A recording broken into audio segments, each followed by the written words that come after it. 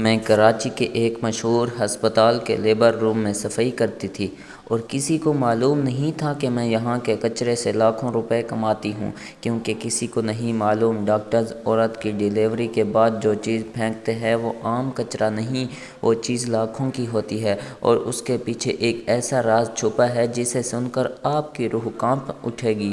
میں ہسپتال سے اپنی ڈیوٹی ختم کر کے معمول کے مطابق اپنے گھر کی طرف جا رہی تھی۔ میرے قدم تیزی سے اٹھ رہے تھے کیونکہ آج مجھے کافی دیر ہو چکی تھی اور گھر پر بچے انتظار کر رہے تھے۔ میں جب تک نہ جاتی تو تب تک وہ یوں ہی بیٹھے رہتے تھے اور اسی لیے مجھے ان کی پریشانی کی وجہ سے جلدی گھر پہنچنا ہوتا تھا، لیکن آج میرے وہاں سے نکلتے ایک کیس آ گیا جس کی بدولت مجھے وہاں پر وقت لگ گیا، اور اب جب فارغ ہوئی تو گھڑی 10 بجا رہی تھی۔ بچوں کی بھوک کا سوچ کر میں تیزی سے چل رہی تھی۔ سب سے زیادہ فکر تو مجھے اس بات کی تھی کہ کہیں وہ سو نہ گئے ہوں۔ اگر وہ سو گئے تو پھر زیادہ مشکل ہوتی، انہیں اٹھانا بھی ایک بہت مشکل مرحلہ تھا۔ میں اپنی گلی والے موڑ سے مڑنے ہی والی تھی جب اچانک کسی نے میرا ہاتھ پکڑ کر زور سے کھینچا۔ میری چیخ نکلتے رہ گئی کیونکہ اس نے میرے منہ پر ہاتھ جما دیا تھا۔ میری آواز حلق میں ہی گھٹ گئی۔ میں نے آنکھیں پھاڑے اس شخص کو دیکھنا چاہا جس نے مجھے پکڑ لیا تھا، لیکن میں اس کا چہرہ نہیں دیکھ پائی کیونکہ وہ نقاب میں چھپا ہوا تھا۔ آخری بات جو مجھے یاد تھی وہ یہ تھی کہ اس شخص نے میری ناک پر کچھ رکھا تھا اور اس کے بعد مجھے کوئی ہوش نہیں رہا۔ نہ جانے کتنے وقت کے بعد مجھے ہوش آیا تو میں نے خود کو ایک اجنبی جگہ پر پایا۔ ارد گرد کچھ پرانا کاٹھ کباڑ پڑا ہوا تھا اور میں فرش پر دیوار سے ٹیک لگائے ہوئے بیٹھی تھی۔ ہوش میں آتے ہی ایک دم میں نے اپنے ارد گرد نظریں دوڑائیں اور تبھی مجھے اپنے بچوں کا خیال آیا۔ میں ایک دم چیخ اٹھی، کوئی ہے، مجھے یہاں سے نکالو، میرے بچے اکیلے ہیں، لیکن جواب میں کوئی آواز نہیں سنائی دی تھی۔ یا اللہ، یہ میں کہاں پھنس گئی ہوں؟ یہ کون سی جگہ ہے؟ آخر مجھے اغوا کرنے کا کیا مقصد ہے؟ میرے پاس تو کچھ بھی نہیں ہے۔ میں نے بہت سوچا لیکن مجھے کچھ بھی سمجھ نہیں آ رہا تھا۔ چیخ کر میرا گلا بیٹھ گیا تھا اور کوئی بھی اندر نہیں آیا تھا۔ ایسا لگ رہا تھا کہ وہ لوگ مجھے یہاں پر چھوڑ کر خود کہیں جا چکے ہیں اور اب میرے وجود کے اندر خوف کی لہر دوڑنے لگی۔ اگر وہ لوگ واپس نہ آئے تو کیا میں یہیں پر چیخ کر مر جاؤں گی؟ میرے بچوں کا کیا ہوگا؟ پریشانی مجھے ستانے لگی تھی۔ میں کمرے میں ادھر سے ادھر گھوم کر یہ دیکھ رہی تھی کہ شاید جہاں کوئی نکلنے کا راستہ ہے، کوئی کھڑکی، کوئی دروازہ یا پھر کوئی جو میری مدد کر سکے، لیکن مجھے کہیں پر بھی کچھ دکھائی نہیں دے رہا تھا اور اس وقت پریشانی کے مارے میری حالت بہت بری تھی۔ اب تو میں نے چیخنا بھی بند کر دیا تھا۔ ابھی کچھ دیر ہی گزری تھی کہ میں دیوار سے ٹیک لگا کر بیٹھ گئی اور اپنا سر دونوں گھٹنوں میں رکھ کر رونے لگی۔ مجھے اپنے بچوں کی فکر تھی۔ اپنی تو زندگی گزر گئی تھی لیکن میرے دونوں بچے میرا انتظار کر رہے ہوں گے۔ پتہ نہیں انہوں نے کھانا بھی کھایا کہ نہیں، پتہ نہیں وہ اس وقت سوئے بھی ہیں کہ نہیں، نہ جانے رات کو کون سا وقت تھا، لیکن ارد گرد پھیلے سناٹے کو محسوس کر کے میں اس بات کا اندازہ لگا سکتی تھی کہ باہر اندھیرا ہے اور ابھی رات باقی ہے۔ مجھے نہ جانے اسی طرح بیٹھے ہوئے کتنی دیر گزر گئی جب ایک دم سے باہر کھٹ پٹ کی آواز سنائی دی تھی۔ میں چوکنی ہو گئی۔ اپنی عزت کی بھی فکر تھی، کہیں کوئی لٹیرا ہی نہ ہو، لیکن ایک شخص دروازہ کھول کر اندر داخل ہوا۔ میں نے اسے دیکھنا چاہا تو نیم اندھیرے میں مجھے وہ واضح طور پر دکھائی نہیں دیا۔ تبھی میں نے اسے کہا، کون ہو تم اور مجھے یہاں پر کیوں قید رکھا ہے؟ تو وہ بولا، تم چپ چاپ بیٹھی رہو، ہمارے ساتھ تعاون کرو، ہمیں تم سے کچھ نہیں چاہیے، بس ہمارا ایک کام کرو گی، اس کے بدلے تمہیں پیسے ملیں گے، تمہارے لیے بھی انسانی ہوگی اور ہمارے لیے بھی۔ اس کی بات سن کر میں دنگ رہ گئی اور بولی، ایسا کون سا کام ہے اور کام کرنے کا یہ کون سا طریقہ ہے؟ کیا تم نہیں جانتے کہ میرے بچے گھر پر اکیلے ہیں، بھوکے ہیں؟ میں بھی نہ جانے کتنے گھنٹوں سے یہاں پر ہوں، پلیز خدا کا واسطہ ہے میرے بچوں کے پاس مجھے جانے دو، تم لوگ جو کہو گے میں کروں گی۔ میں نے اس آدمی کے ہاتھ جوڑتے ہوئے کہا تو وہ بولا، تم اپنے بچوں کی فکر مت کرو، ہمارا ایک آدمی وہاں پر موجود ہے،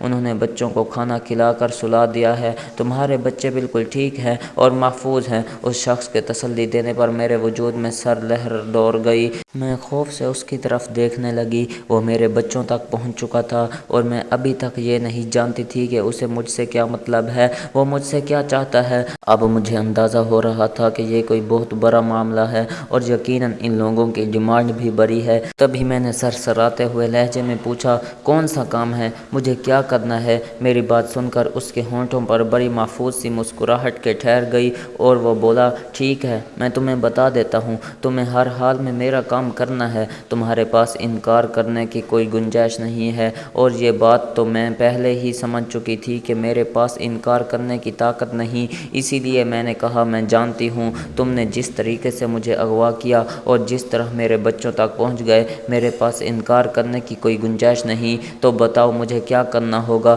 میں نے جیسے ہتھیار ڈالتے ہوئے کہا تو وہ محفوظ سی مسکراہٹ سے بولا، تو ٹھیک ہے، غور سے سنو۔ اور پھر اس نے جو کچھ مجھے کہا وہ سن کر تو میرے قدموں تلے سے زمین نکل گئی۔ میں سوچ بھی نہیں سکتی تھی کہ ایسا کچھ بھی ہو سکتا ہے۔ میری آنکھیں حیرت کی شدت سے بھر گئیں اور پھر میں بولی، بھلا یہ کیسے ممکن ہے؟ تم بکواس کر رہے ہو۔ لیکن وہ کہنے لگا، میں جو بھی کہہ رہا ہوں وہ بالکل سچ ہے، اور تمہیں ہر بار پیسے ملیں گے، اور پیسے بھی تمہاری سوچ سے بڑھ کر ملیں گے، بس تم نے یہ کام ضرور کرنا ہے۔ اس شخص کی بات سن کر میرے پاس بات ماننے کے علاوہ اور کوئی آپشن نہیں تھا۔ میرے اقرار کرتے ہی اس نے مجھے سراہا اور بولا، تو ٹھیک ہے، میں تمہیں تمہارے گھر بھیج دیتا ہوں، لیکن ایک بات یاد رکھنا، اگر تم نے میرے ساتھ کسی بھی قسم کی ہوشیاری کی، یا تم نے میرا کام کرنے سے منع کیا، یا کوئی بھی ایسی بات جس سے میرے کام کا نقصان پہنچے، تو میں تمہیں چھوڑوں گا نہیں۔ یاد رکھنا، تم پہ اور تمہارے بچوں پر میری نظر ہے۔ اس کی یہ دھمکی میرے وجود میں ایک سرد لہر دوڑا گئی تھی۔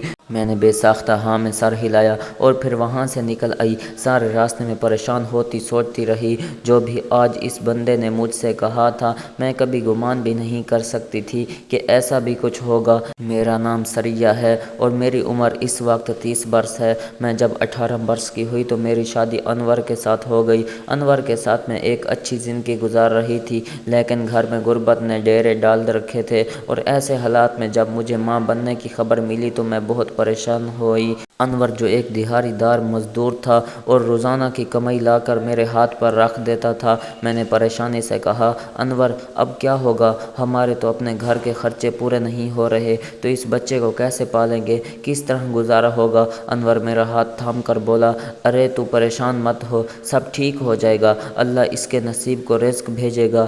اندر کا یہ توکل میرے دل کے یقین کو اور بھی بڑھا دیتا، لیکن پھر آہستہ آہستہ جب میری ڈیلیوری کے دن نزدیک آ رہے تھے، ویسے ویسے میری پریشانی میں بھی اضافہ ہو رہا تھا، کیونکہ ابھی تک ہم نے بچے کے لیے ایک معمولی سا جوڑا بھی نہیں خریدا تھا، بلکہ انور کا کام پہلے سے بھی کم ہو گیا تھا۔ ان حالات میں انور کے چہرے پر مجھے اگر پریشانی نظر آتی تھی تو میری خاطر اس پریشانی کو اپنی مسکراہٹ کے پردے کے پیچھے چھپا لیتا۔ میری ڈیلیوری میں کچھ دن ہی باقی تھے، میرا 9واں مہینہ شروع ہو گیا تھا، اور ایک دن میں انور کو دیکھ کر رو پڑی، انور، تمہیں خدا کا واسطہ ہے، جلد کوئی کام ڈھونڈو، مجھے ایسا لگ رہا ہے کہ جیسے ہم فاقوں سے مر جائیں گے۔ مجھے تسلی دیتے ہوئے وہ خود بھی رو پڑا اور بولا، سریہ، تم فکر مت کرو، میں تمہیں کچھ نہیں رونے دوں گا، بس تم ٹینشن مت لو، میں نے خود کو سنبھال لیا، اپنے لیے نہیں بلکہ اپنے آنے والے بچے کے لیے۔ اور پھر جب میں نے ایک صحت مند بیٹے کو جنم دیا تو بہت خوش ہوئی۔ انور بھی اس بچے کو دیکھ کر بے حد خوش ہوا،